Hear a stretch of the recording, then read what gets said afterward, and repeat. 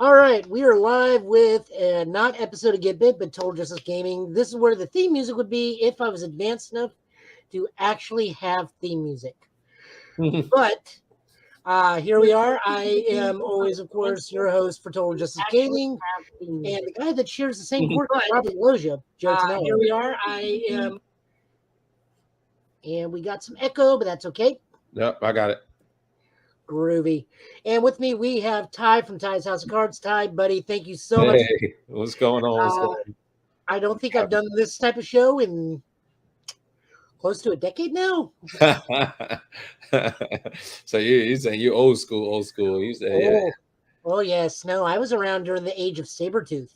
Oh boy, those viewers that don't know, that's old school UFS, Universal Fighting System. Yes, this is back when we were based down out in Memphis, and I could actually drive to them if I wanted to and go, "Why has this character not been made?" Yeah, well, with My Hero, there's no telling, man. They're probably gonna. They seem like they're going into some of the older cards and stuff, and then they're like rebuilding them or bringing them out with just a little bit slightly tweaked up. Hopefully, I mean, OG is literally just Elect Man, so yeah. And Death Arms is just Sasquatch. That's exactly what it is. So we'll see. And they said that old Kirishima, the first Kirishima, was more like Maximus or something like that. Oh yeah, Maxima that got banned. Yep. So they print a card that was already like. Yeah. Anyways, Maxima was much worse. I believe you got to build before the game even started. Like you started with the top two foundations of your deck built face down. Yeah. See, that's ridiculous. But I'm just saying, just the fact that he was able to do it twice per turn this early in the game, like it was just, that should have never been. But whatever. Cementos is broken. I am working on a Cementos. We will see how bad that goes. Oh, Cementos is broken. Okay, so for those of you that are new to this thing, this is basically a version of Champ Talks. If you guys want to go look at that, go look at the archives. We got so much UFS in the background in the archives for Total Justice thing. So first, again, Ty, thank you for coming. Your YouTube channel is Ty's House unparalleled to a lot of the UFS content, and that is not to drag the other guys. You are just going above and beyond, and you are going for what I always went with my channel when I was still doing it. You were going for the new audience and doing everything to help them out. So first off, thank you so much for doing that. Building the community is probably one of the most important things we can do as content creators. Absolutely. No, thank you, man. Thank you for acknowledging that. That's really cool, because it's like, I get a handful of people that you don't get to know how impactful your stuff is till somebody actually tells you, and so you're like, and it's not that you're looking for the praise or anything else, but it does feel good when somebody does say, hey, thanks for doing what you're doing, because people don't know what content creators have to go through a lot of times, like from comments or somebody's got a critique or somebody's this. It's like, there's a whole slew of things, technical difficulties. There's so many things. And so just to give the thanks or the acknowledgement of, hey, we see you, it means a lot. So, and I do, just like being seen as the content creator of what the work I do, I think of those who don't get heard of, they're not heard. Or seen as well. And a lot of them are new players or people that have never even looked at a card game. And so that's what I look to. I look to try to target those individuals and just kind of pull them out of wherever they're at. You know what I mean?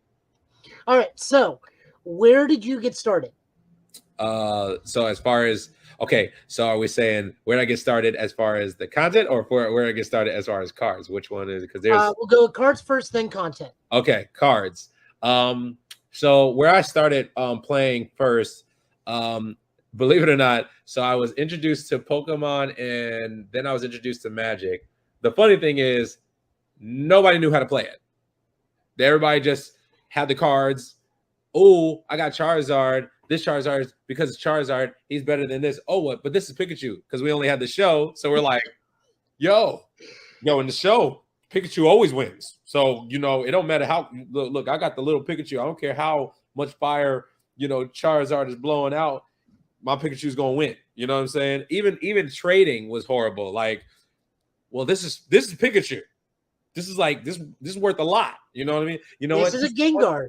Yeah, You're. I'm not gonna. It's like I'll give you for Blastoise. right. Like it was. We had no idea. Now I don't even know if that was even, you know, if the prices and stuff were even a thing yet, because I think it was still new. So a lot of people just wanted to play cards. So we were just trading. We were doing, oh well, look, this is in mint condition, so you got to give me 3 cards for that.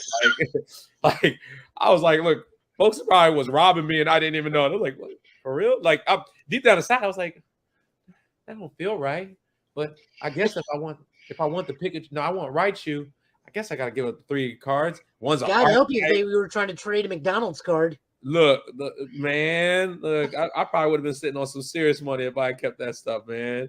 But yeah, so that's where it came from with that. But even before that, I kind of, I guess, was around cards because my uncle, he was a big Magic player. And matter of fact, he played a big role. There was a thing called Wizard World in Nyack, New York. Yep. And Wizard World, I guess before Wizards and everything started really picking up, this was one of their things. And so like he was one of the like part of the not founders, but he was just really big. And like he was the one that created certain decks. Like all of a sudden, all these people started building his deck, you know, and so it was really cool. But that wasn't what drew me to the cards. First time cards really drew me to. I come from playing chess. So chess was a big thing for me. My dad taught me that. He said, and one thing he taught me was if you can master chess, or if you can, you know, if you can learn how to, you know, deal with chess, learn that chess will help you be strategic in life. Mm-hmm. And so in doing that, I always wanted to learn. I would always see him and my uncles, and then they would sit looking at each other like, you know, they're playing. I mean, playing for hours, just taking turns. And so I just wanted to join in. I thought it was checkers, and then I realized it wasn't checkers. No. You know? So then it just, you know, it grew from there. So that's where I think the part of that gaming part started coming in, as far as dealing with board games and stuff like that, not even realizing that was grooming me. And then it just kept growing. So what drew you to UFS? UFS is literally chess, but with cards. You know, one of the main things that drew me to UFS was actually one, the art originally, you know. So, and what I mean by the art originally, like I didn't even know of like the Sabretooth and all that. I remember seeing some stuff, but I never knew what they were. But excuse me, when I saw like Morgan and Tobane, you know, from Darkstalkers, and I saw this picture, I'm like, yo, I know these guys from fighting games that I play. Hold on, wait, they got a card game? Let me check this out. So I saw a couple of things. It may have been one of your videos that you used to have. I don't know. It's something that I seen, and I just kept on trying to do some exploration of it, and I was drawn to that. Didn't know how to play the game for a minute. Finally got a chance to, got to go check some people out, went to the Nats and learned what I could, and fell in love with it. Just everything about it was just amazing, you know, and it's a game that just has layers. So you almost really couldn't get, for me, I just didn't see it getting bored, because it was like, you got like hundreds of characters, 3 different symbols on each one. Like, what else can we do with this game? Like, what else can we go with this? You know, then you find out new keywords. I mean, it was just, so that's where it really came from, man. How I got into UFS was just watching that, seeing that. And then, you know, I saw Shane Duckworth's video, saw what he did, and was like, oh man, this is serious. So, and then it just grew from there. Oh, thanks to Corey. Says he's gonna sub. Definitely sub to Ties. I post very infrequently, so definitely hit up Ties House of Cards before you sub to me. I will promise content, but working a hospital job means that'll come maybe once or twice a month. I appreciate the shout out though. But yeah, hey, hey, he's good people though. That's good people. So yeah, you ain't subscribing to the wrong person, whether you're there or not. That's good people, man. I'm always about supporting big people, man. Good people, man. So with the advent of My Hero Academia, your channel has blown up just immensely. Where did the content creation come from, and what drew you to where a lot of the content creation for UFS is really about the higher level play? What drew you to take up the mantle for the rookies of the community? Um, so as far as for content creation itself, to start off with that, I was always told I was a ham for the cam. So I'm actually an actor. I do a lot of entertainment and stuff, acting, singing, dancing. Entertainment is my thing. That's something that I love to do. But the reason behind it, I love to inspire. So I use everything, all my giftings, to inspire and bring life, love, and excitement to people. You know, they don't even have to be a dancer. But I'll do something just to get them going. And then because you know, I showed them that they could do it, it inspires them to do something else, you know? So the content creation, where that started coming into play more so was, I noticed that the content creation wasn't, for the game, there wasn't enough information. There wasn't enough, entertainment for it. There wasn't enough excitement. Like I felt like when I would go out in person, there was a lot of excitement in person, but nobody was really like talking about it or dealing with it. As I won't say nobody, because you did have some stuff too. So, but and then there was I like a believe couple. Top Tech Heroes is still going every so often. Yeah. It was like there was a couple of other content creators here and there, but a lot of times theirs would talk about the game, but they're really kind of talking more in the realm of like, hey, yeah, we were talking with some buddies, and they're kind of just running on about some things, and I'm like, okay, somebody that's new they're not going to know what they're talking about, you know? And so I just saw that lacking part, and but if they were ever in person, those same content creators or those same people, 9 times out of 10 were looking at increasing people. The community was really big. That was something that was really major for me, which actually got me into going further into this game. So where that comes from with me and inspiring more is that I felt like there was an element that was missing, and I like bringing excitement. So I'm like, hey, we got to do this. And then I saw a lot of younger too, but a lot of people that never played a game, never touched the card game, never heard of UFS, but they knew about the arcade games and the fighting games and stuff. And I'm like, well, let me go and try to reach people in other continents, other parts of the world. You know, content creation is one of those things that allows it. You know, some people just never know. I love to, like I said, I like connecting. So any way to use that was one of the major things. Okay, so tough question for your content creation channel. Which Okay. do you enjoy more doing? Which do you enjoy doing more? The deck profiles or the small bits of how to play, or let's say Ricky's Corner? I like the how to play. I like the how to play. Because nothing wrong with the profile stuff at all. You know, obviously, because you see me doing stuff with my hands all the time. Oh yeah. You know, I talk with my hands. I mean, like, you know, I mean, tutting and you know, whatever. I mean, I'm Italian. I'm sitting on my hands right now to avoid so many things. Because you want to sit there. You want to sit. I do like, though, the coach corner kind of thing. And it's, you know, it's not that I want to be in control or anything like that. I just, like I said, I like to inspire. I like to educate people, because I don't want to be in the dark of something. So I wouldn't want somebody else to have me in the dark. So if I could be that one to give some kind of light on something, I'd like to do that. Plus, with the camera, you can see me, you can see my expressions and everything else. And I think that helps give a better understanding of who I am, my character, and how much I enjoy the game, and how much I enjoy people.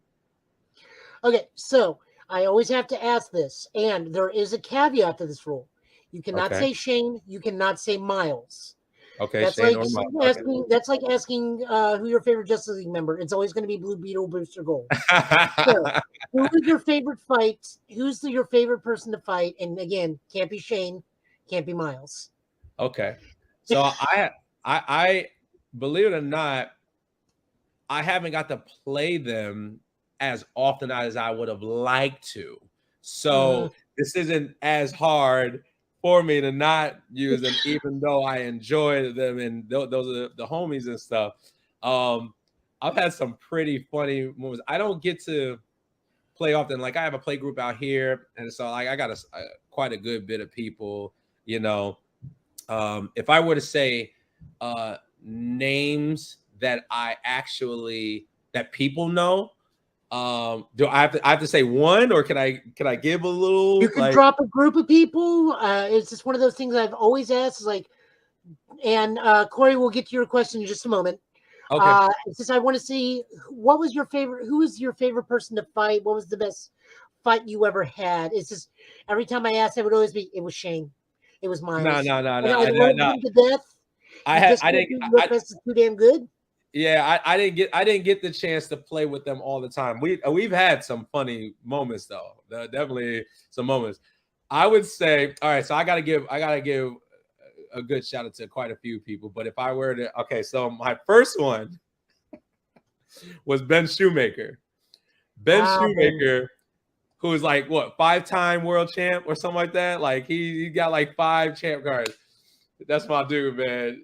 Yeah, I'm gonna take you through the lines of the different people. So it's like there's segments because it's always gradually grown.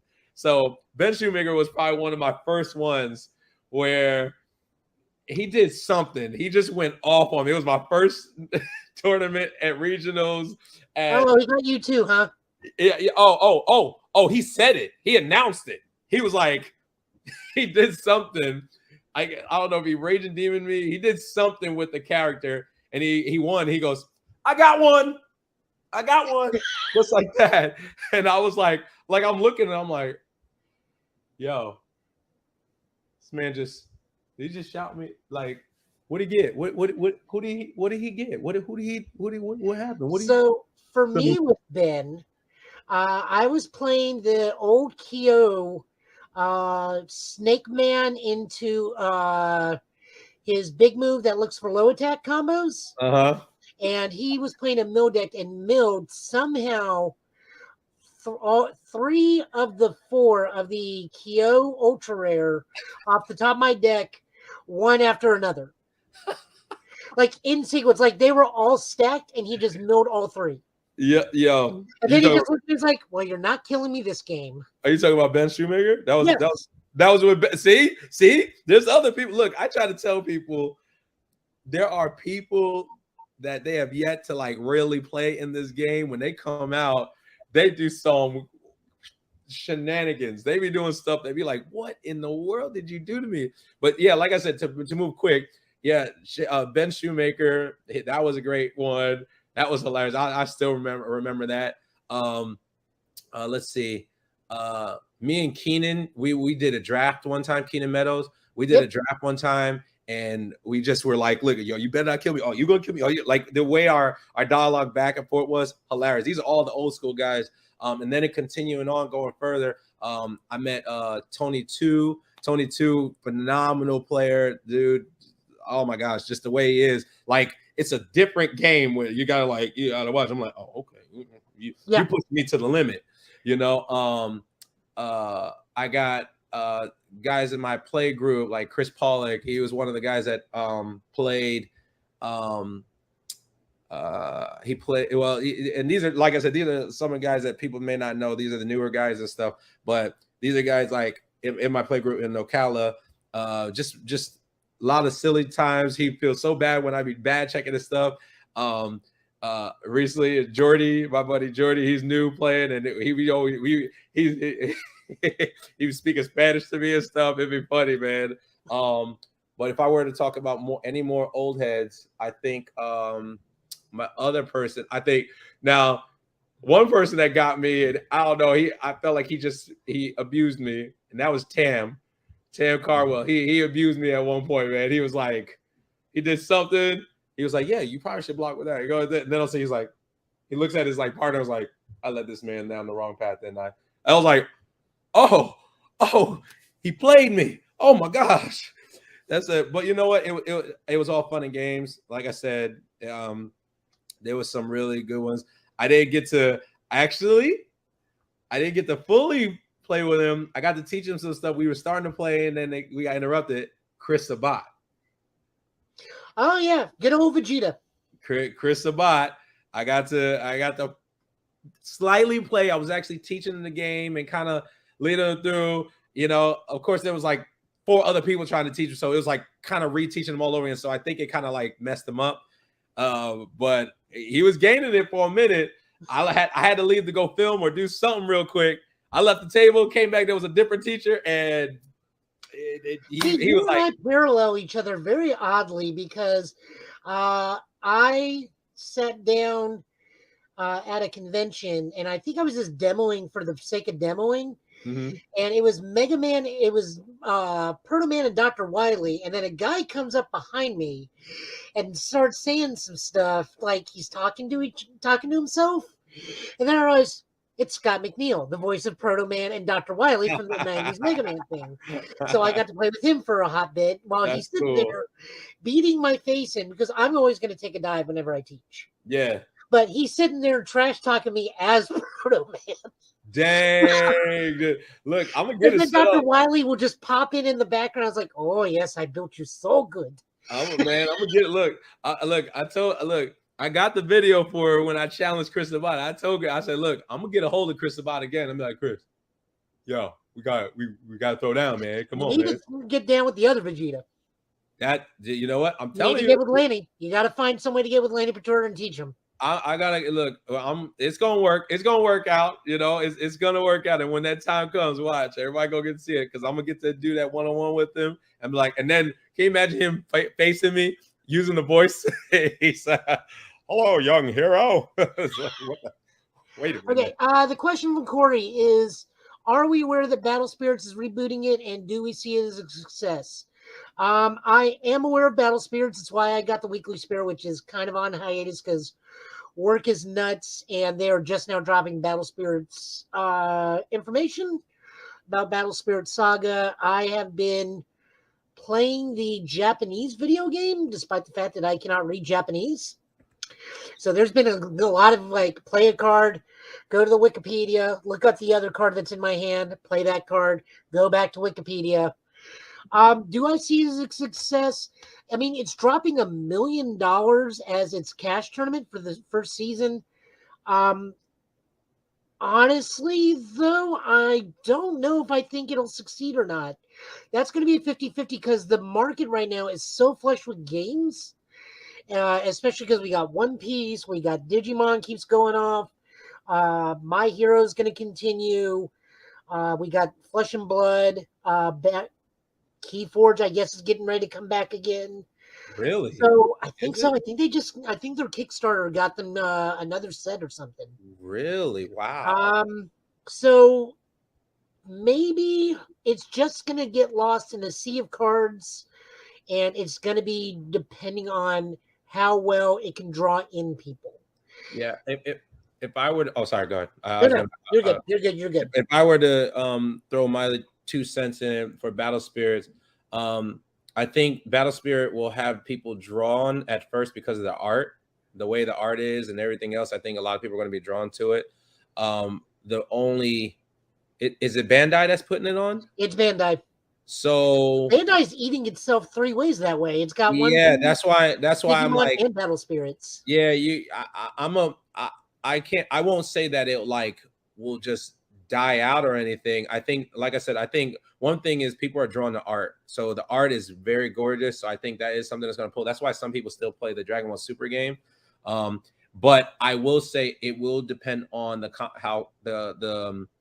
complexity of the game. So like if it's too complex, more than likely it will just have a select amount of people, and One Piece is just going to take over. I'm gonna be honest with you. One Piece is one of the most simple games that I've seen played. It's very simple. It's not, and that's not downplaying it at all. Actually, it's probably more inviting being simple, Yeah.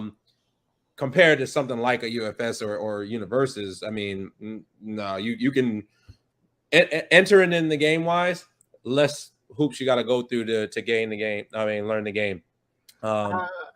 Another question we got is it's Dorako is what character, attack, or foundation should be banned or added from this new set? I'm going to say right now nothing because the set literally just released and we don't know the full extent of what interactions do what yet. Yeah, I would. Yeah, it is too early to really say what cards or character necessarily.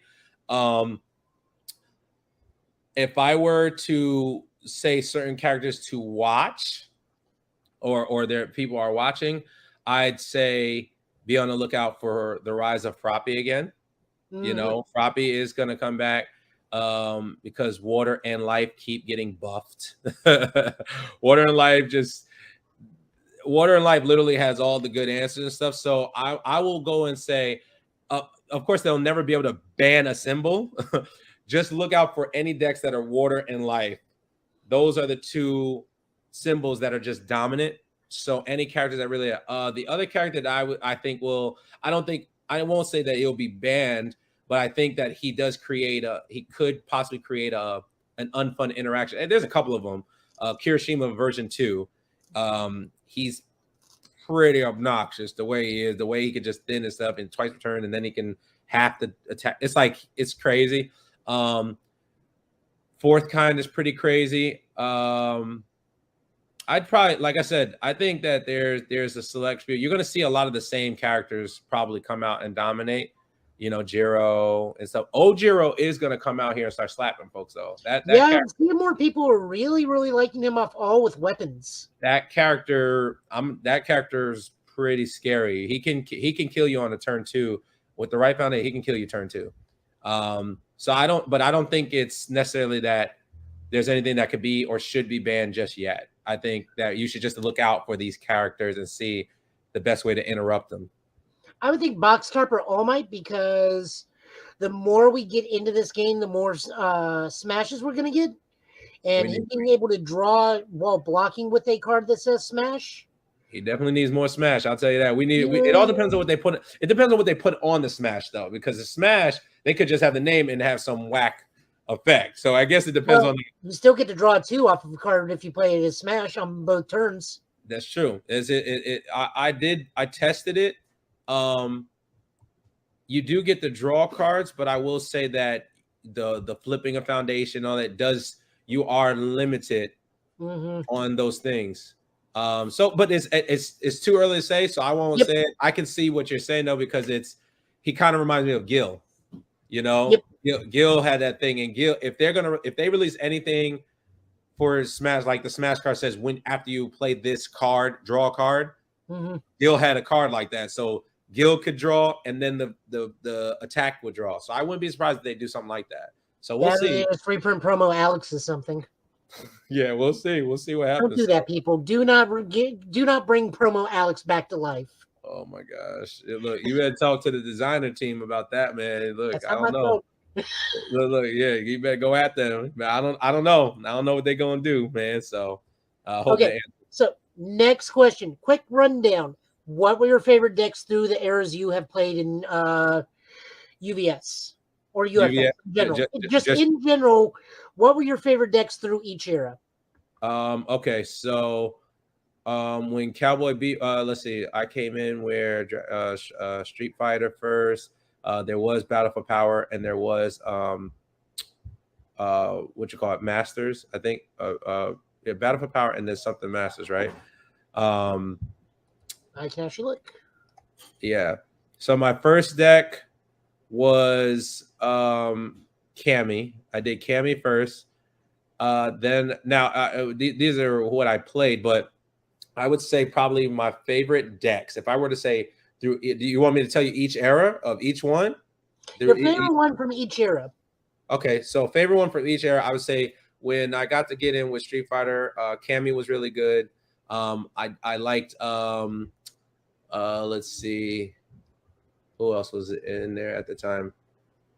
Felicia. Felicia. Yeah, Felicia, right? Felicia. Felicia was a big deal for me. I liked the way I just get momentum regardless. Then when we started going further in, when we had Cowboy Bebop and all that, Jet was something that I really enjoyed. Who was another one in the Cowboy era? Jet was really one of my biggest ones. I really like Jet. I feel like I'm forgetting somebody though that in the Cowboy Bebop era. We'll just say Jet for that one. Street Fighter versus Darkstalkers. I know there's Blood Omen was another one. So Blood Omen, I liked not Reese. Now I'm going through all of them in my head real quick. Gabrick was pretty cool. There was another one. Reese might have been one of them that I liked. I think Reese was pretty cool too. I was still learning about those guys, so it's like there wasn't like too big of a thing that got me. Going into Street Fighter though, Vega was nice. I liked not Ken. I did play Zangief for a little bit. That was kind of fun. I'm trying to go through. DJ was pretty cool. Not Fei Long. I think that those are really the main ones. They weren't too much on that one. Cammy, like I said. Then going into let's see, Street Fighter vs. Darkstalkers. That's where things really got. I did like Gil. I liked Jeddah. I liked what's her name? Lilith. There was let's see, Ken, Violent Ken. That was Violent Ken. Yeah. Oh, I did like Sagat. I like Sagat in Street Fighter era. That was another one that I really liked. Yeah. Street Fighter vs. Darkstalker. Akuma. Akuma was the guy. I heard Akuma was an issue. Akuma was a big issue. Matter of fact, if they're doing the Nats, I wouldn't be surprised if Akuma's going to be one of those things. He's like one of the main ones that like mastered hacking. Like he would just hack your check. Like, oh, well, I'm glad you had fun with that. Oh, you trying to play that? Yeah, I'm gonna flip this in my carpool. Bing, you know. So yeah, that was one of my main ones. That was a scary deck. He was scary to deal with. Moving on to let's see, what am I missing? I did like Base from Battle for Power. Turbo Man was cool. And then moving into like, if I were to just give the rest of the list just to like sum it all up, my favorite, like big time favorite characters right now, still when they all came, when Yu Yu Hakusho, Soul Calibur, and all them came in, Mortal Kombat. I liked Liu Kang. Yeah, Liu Kang was busted when he first came in. That was just ridiculous. Liu Kang. I liked Scorpion. Sub-Zero was pretty cool. Then going into Soul Calibur, I liked Maxi. Maxi was my dude. Hands down, Maxi. Like, I'll just say Maxi, because I just loved him. I just loved everything about him, like the whole Bruce Lee, and then having the nunchucks. That was my joint. I like Mitsurugi version 2. I'm sure I'm missing a bunch of other ones because there's so many characters that I just really got a kick out of. Zhang Hua was ridiculous. So yeah, it was a whole bunch of them, but those were the main ones. Maxi, and then Yu Yu Hakusho, Kuwabara. Cool. I'm so happy they fixed him and he's playable again. Yeah, I feel like they nerfed him almost too hard, though. I feel like they could have at least gave him, like, if they're gonna give something like, I think he could have got a twice return. I think twice return, returning to print it. I think that was fair. I think once return is like, he's already a 5-hander as it is, so he's like really got to work extra hard to do some things. I think that they could now, like I said, they may see something else. I could be wrong. Maybe there's a way to just constantly just loop stuff, but I definitely feel like they probably could have gave him, because technically, I think they probably could have, because see, if they were thinking My Hero, makes sense. It makes sense for once per turn. UFS, folks can kill you on turn 1. So, you know what I mean? Like, I feel like he could have got away with twice per turn, but I did like Yu. I liked Yusuke. I definitely was I liked Rando. So those are my 3 characters that I liked in that. So I think I got about, I mean, I'm not going to include like DLCs and all that other stuff, but I enjoyed a lot of those guys, a lot of those characters. So yeah, UFS, a whole bunch of craziness. Sorry if that was winded. I was trying to get them all. All right, so we're approaching the halfway point. We got 2 spooky deck profiles. You and me are gonna run down. Uh-oh. Okay. Oh boy. So for those of us, Koji. Okay. so I'll run it down by there. So this is Koji Koda off of Chaos. I liked that we got ectoplasm clones. Mm-hmm.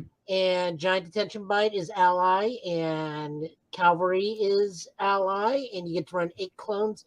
But I wasn't quite sure Ectoplasm was the right way to go because Koji says, hey, commit something, you get your card doesn't count towards progressive difficulty. Right. And also his form commit of draw a card for each ally, attack, and ally action in your card pool. So you can expend your hand with any of these cards, continuously make them 0 difficulty because you just keep using base level foundations and whatnot Yeah. to make them zero progressive. Then Yeah. at the end of thing, once you expand your hand, form commit, draw back up to your hand size. Yeah. Yeah, So that's no, go ahead. no. I'm just taking a look at it like, yeah, you're right. So the character Koji Koda, the animal talking dude, kind of see in the background a whole bunch. I think he may actually be, if this was the Marvel Universe, he'd be as powerful as Squirrel Girl, meaning he would be unparalleled and unrivaled across the universe. 6 hand size, 27 health. Form commit, draw 1 card for each ally attack or ally action in your card pool. And then enhance commit, 1 foundation, choose 1 ally card in your card pool. That card does not count towards progressive difficulty until the end of your turn. I packed this with fairly straightforward stuff. A lot of easy buffs, a lot of easy debuffs. This is a very beginner friendly or rookie friendly deck. Not much thought put into it. It can always be expanded and deepened to a liking. I Yeah. just wanted to pack as much buff and debuff.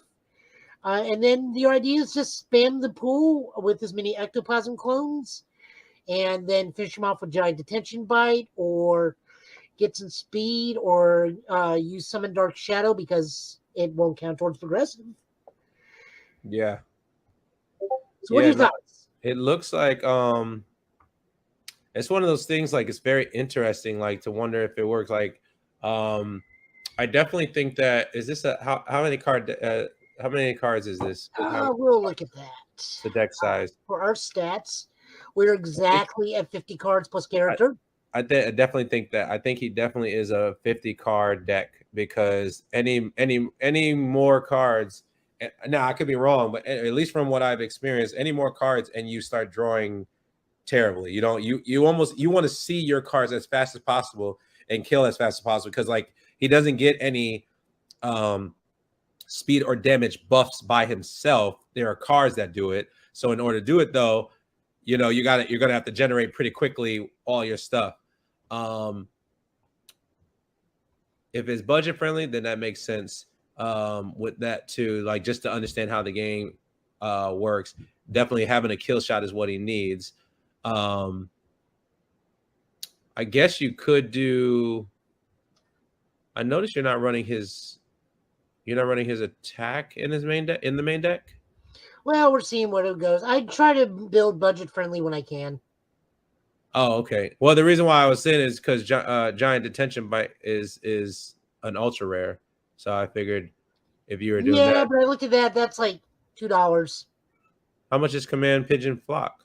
Is it? I'm not too sure right now, but probably like 10 cents. Okay. I was just going with the theme of its ally. Oh, no, I got you. That makes sense. It's just one of the things I'd probably want to just see it in action, just see what happens. It doesn't. I can't say it's wrong or bad. It doesn't look bad at all. It looks like it'll work. I guess if you get 3 of your ectoplasma clones out there uninterrupted, you're talking about what? Sending, what is it? 1, 2, 3, 4, 5, 6. So you can probably send your third one will be like a 6 damage with like 5 speed or something like that. Mm-hmm. Plus, we got easily excited to give something +1 speed. Basic training to give something +1 damage. Training with gunhead. Struggles, back to back. All sorts of fun stuff that just makes it easy. Yeah, I definitely think he's definitely gonna play the kind of like build up as much as he can, and then try to just scope his hand to go for the kill turn. Yep. Of course, there's no telling what action cards or what they're going to give him later on, because he definitely is going to need some more action cards or something with ally, because doesn't make sense that they printed him with, like, there's a lot more foundations than action cards that have ally on it. You know what I mean? So it's like, well, why didn't you just did y'all feel like he was going to be too broken is why y'all didn't make it, and foundation and attacks, but you made it specifically attacks and actions. So I'm like, okay. And then he didn't get an action card printed for him. So it was like, okay, they must be preparing something later on, maybe. And that's why I dropped Summon Dark Shadow, because it was an ally card with Chaos.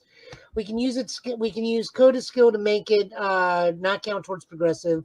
Plus, while it sits in there, it also gives it a damage pump, meaning you play this, then clones. Clones is really getting a +2/+2 every time it goes up. Right. With the so you technically probably want to do Dark Shadow after you've committed Coda. Mm-hmm. Yeah. So this is probably going to be played like on a later string. Yeah, it's just one of the things. You also have Electric Jolt to play defense with. Mm-hmm. It deals damage, and now you're like, okay, I need to commit some of his characters, some of the stuff down, so I can go off on them.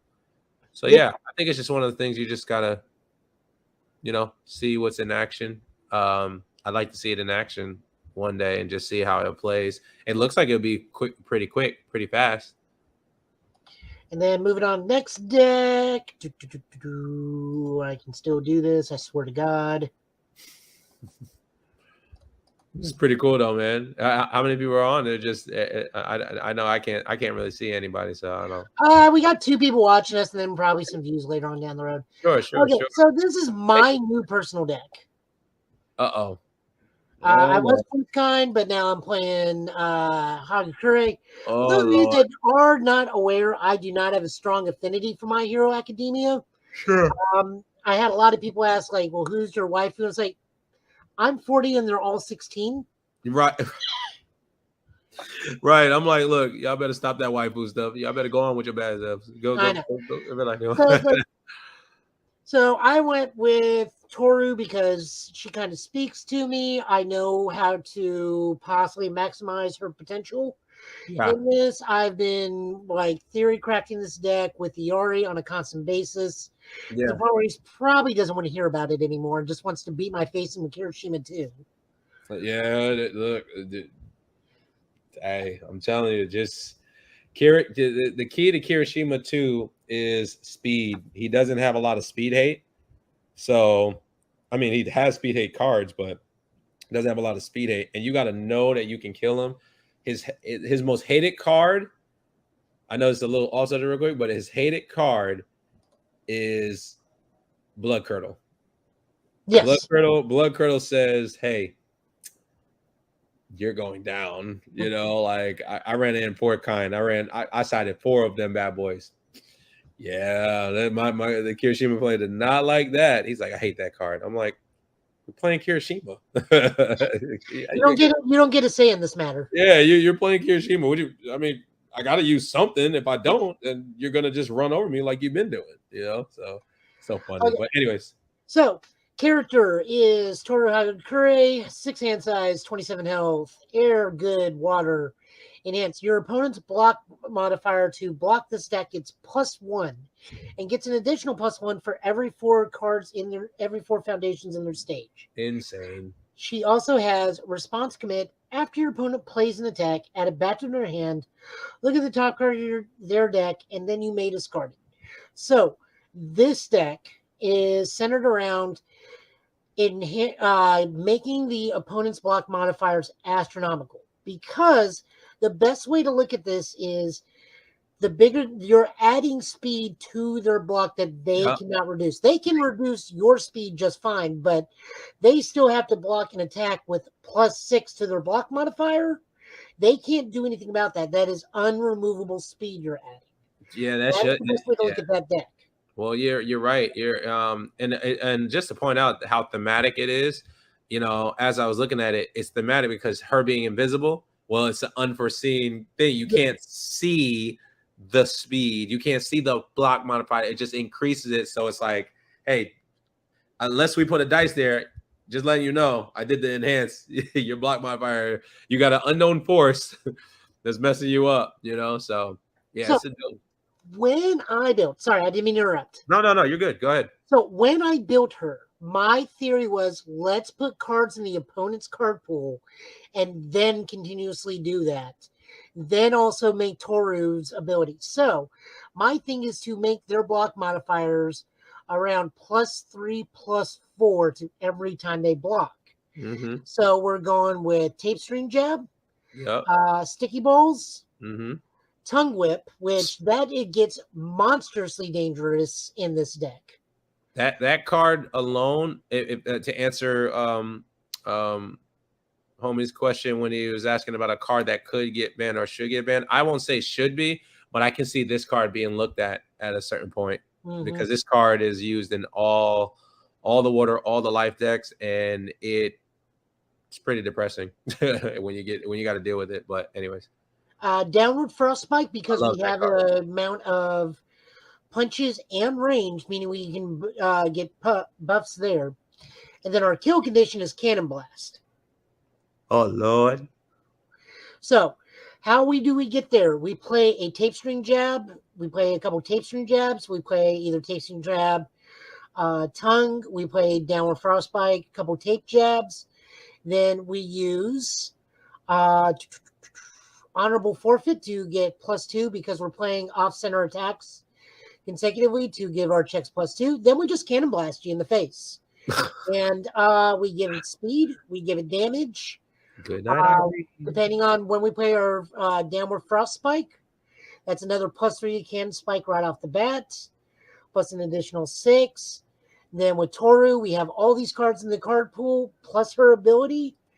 They're just gonna have to eat it to the face. Yeah, they there's not much you can do about it. You have to just take it to the face and see if you can. Yeah, that's devastating. That seems very devastating. We also have 2 recovery goal thing just because we want to make sure we live. And Breaker is also very good with her. I mean, that was gonna be my other idea is to make a Breaker deck with her because Breaker just hacks the checks and you're making the block modifier so bad. But then I can't just no, I want to focus on the block modifier more than the Breaker. Yeah, a buddy of mine, I think, just built a pure Breaker. Just all of his attacks have Breaker on it, and so it's pretty insane. But once again, life and water. Look, 2 symbols are right there. Life and water is on that card too. So yeah, it's like I said. Now, as for a character, I don't have a character I want to replace her with. Yeah. But I do have a character in attack I think I'm going to be sideboarding in, and that's Backdraft.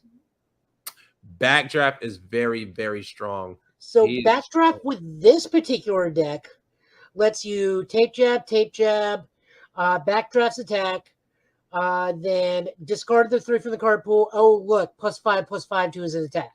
Yeah. Yeah, Backdraft. I like that character. That character, I played against somebody with Backdraft, and Backdraft, he'll creep up on you. That minus, and don't let it be that you're fighting a deck that has fire, the fire symbol. Well, minus more speed. It's pretty painful. I mean, he just lowers and lowers your speed. So yeah. So the deck looks good already, man.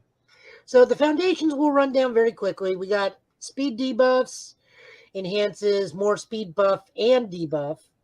I do like Struggle with Studies because after they play their 3rd card, if it's their 3rd or greater attack, we can bring a block back to hand. I really like 4th kind, so this lets me kind of 4th kind after if they try to string an attack and you can only block 1, pick a block back up, clear the card pool, play it with no play.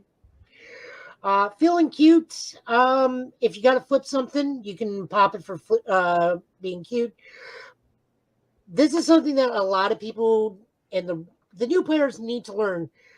+1 speed, even if it's just +1, it's much more detrimental to the opponent than they think it is, Yeah, because even a single +1 can screw up their entire map. absolutely, absolutely. It one extra damage, one extra speed, they all matter. I'm that's something that took me so long to learn, is the +1s matter, because that just throws off math. It does. It sure does. It is absolutely Choosing a hero name, another, if they decide to debuff your damage, and there are very few damage debuffs in my hero. There's a lot of speed debuff, yeah. but what little damage debuff there is, if they get you, you respond +4 damage. Mm. Drowning in Resentment, we're doing that so that if they do find a way to clear a card from their card pool, nope, put another deck right down in there. Yep. Yep. It's really good. Graceful Maneuvers, again, we are talking about that +1 -2 speed, gets an additional -1 speed for each card in your each card in your card pool. So if you're blocking a hard, look at it this way: this is taking away progressive difficulty by lowering their speed for each card you're having to block with. Sure does. It just makes it easier for you to block. Yep. Cheerful or cheerleader. Something gains flash. Okay, I'm gonna cannon blast. I'm gonna cannon blast. Okay, respond. Give it flash. Go to blocks. Game. Yep, and plus its other ability of both players build a top card of their deck face down. Only playable if they have 8 or more foundations. So if they are trying to blow stuff up to make sure that you cannot get Toru's ability, this is what you do to prevent that. Right. And then honorable forfeit, we've already discussed. Uh, the other things I put in here, karate chop, that actually could be really good in this deck, because Ooh. just some minor things. It doesn't really add to the actual theme of it, but karate chop does commit Rival's Foundation, reach permanent attack zone. I play a mix of highs and lows back to back, with I think Cannon Blast being the only mid. No, it's just constant highs and lows. So Karate Chop is going to commit a whole bunch of foundations really quickly. Yeah. And That travel card, by tape, because I like travel by tape. travel by tape. Yeah, that card karate chop is actually way more dangerous than people think, man. That card is annoying. Ooh boy. And you got all the zones to cover it. So yeah, it's gonna be good. Yeah, I don't know, man. That deck seems scary. That she's gonna be one that people are gonna be annoyed to deal with, you know. So that I look forward. She technically on her symbol, on water symbol, she's the only character that has access to two brick or two cards. Mm-hmm. So Now, two I brick did get asked cards. why I did not play her ultra rare, and honest to God, guys, the reason why I didn't play her ultra rare, it doesn't fit with the theme of the deck. There goes. There goes. Oh, right. The whole thing with the flashing the card into and all that makes sense. I feel you, bro. Yeah, it's she's gonna be another one. I think yeah, definitely keep an eye on this character. I think that character is definitely gonna be something serious to force to reckon with. So I Yep. agree. All right, guys. So that's it on the deck portion. We got to wind down because I know Ty's on a tight time limit. I am. Ty, thank you so much. By all means, promote the hell out of yourself. Oh man, thank you, man. It's so difficult to do that, you know, like, oh, I gotta promote myself, you know what I mean? Because I'll do it for you. yeah, I mean, I appreciate it. No, it definitely means those who are watching and those who definitely believe in and really want people to grow and see the game grow, see other people grow, man. Yeah, definitely point them to the channel, man. And hey, I'm working on some things right now where I'll be coming to stores near you, man. I'll start going to different shops in different areas, visiting people, and just kind of bringing Ty's House of Cards to them, you know, and just it'll be a whole Thai experience. So that's what I'm working on right now. Well, when you come to Nashville, we're just going to take you to Tailgate Brewer, which is where we play. Hey, we can get a couple beers and play. Hey, I don't drink, but you know what? I still have a good time. So I'll be all right, man. There actually is a new game store that just opened up, and we got to check it out at some point. But I'm so busy because being a Tennessee Ghostbuster in October, so very tiring, but Oh also wow, very wow. rewarding. Okay, well, hey, look, hey, shout outs to you, man, you and your channel and what you do, man. And I just want to take time to just honor and appreciate you, man, just what you have done, the bar that you set with things, and from the old school of UFS and everything else. I just, I give credit where credit is due, and honor to the ones that have set that standard. So whether anybody says it or not, I appreciate you, bro. Thank you for allowing me to join you on the channel and just hear my heart on things. Thank you for sharing your heart. I look forward to being able to fellowship with you some more, man, and chat some more. I'm sure we'll have so my quirk is that of Robert Loggia. So what's your quirk? My quirk? I feel like it's one for all in a way, the way it is, because it's like I got one and then there's another one and then another one. But if I were to say one of my quirk is activating the hidden potential within others. So what you're telling me is you're super kami guru. Probably that. That's exactly probably what it is. I can activate other people's potential and pull it out. Oh God, I've just realized I've become Krillin. Well, that means in the long run I work out, but all that martial arts potential, yep, all downhill from there. Yeah. Hey, well, hey, look, you get the wife that ends up coming in, and you get the trophy wife in the long run. She takes out everybody. She be taking, look, don't hurt her baby Krillin, man. I mean, she will mess you up in that soccer mom tracksuit. Man, beat you up, beat the living daylights out of you. You know what I mean? So nah, I appreciate you though, man. Thank you, man. Love you, bro. All right. Shout out to the guys. Yep. So guys, I don't know when we're gonna have Total Justice Gaming back. This was kind of just spur of the moment because Get Bit couldn't happen, but I still wanted to keep an eye on, and I just wanted to share them with you guys. So I think my old sign off was I'll see you guys in the ring. Hey, love you guys. Take care. Peace.